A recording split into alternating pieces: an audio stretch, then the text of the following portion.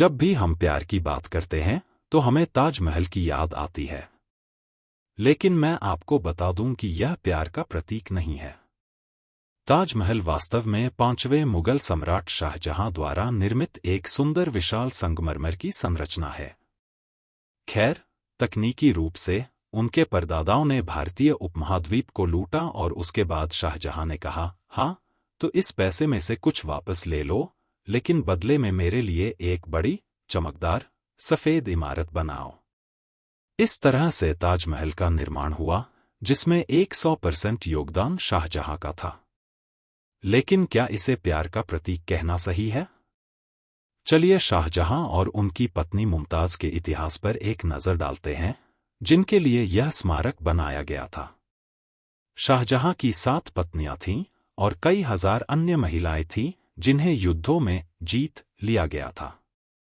न तो मुमताज उनकी पहली पत्नी थी और न ही वह उनकी आखिरी पत्नी थी। मुमताज उनकी चौथी पत्नी थी। अब अगर वह उनसे सच्चा प्यार करते थे तो उन्होंने 7वीं पत्नी तक शादी क्यों की? सीधे शब्दों में कहें तो शाहजहां को भी औरतों में रुचि थी, जैसे कि लगभग सभी अन्य मुगल बादशाहों को थी।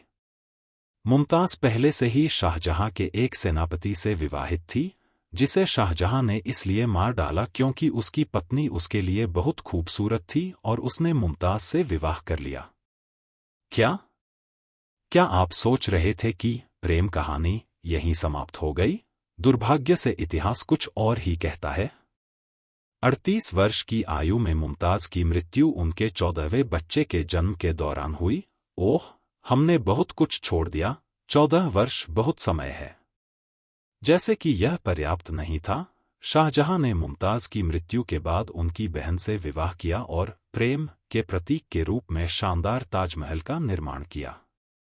और इस व्यक्ति के कार्यों और चरित्र को देखते हुए मुझे लगता है कि वह मुमताज की बहन पर उसकी मृत्यु से बहुत पहले से ही नजर रख रहा था।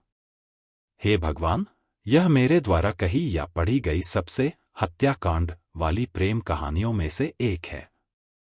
यह सब पढ़ने के बाद मुझे प्रेम के प्रतीक के बारे में नहीं पता, लेकिन ताजमहल वास्तव में इस दुनिया का एक आश्चर्य है।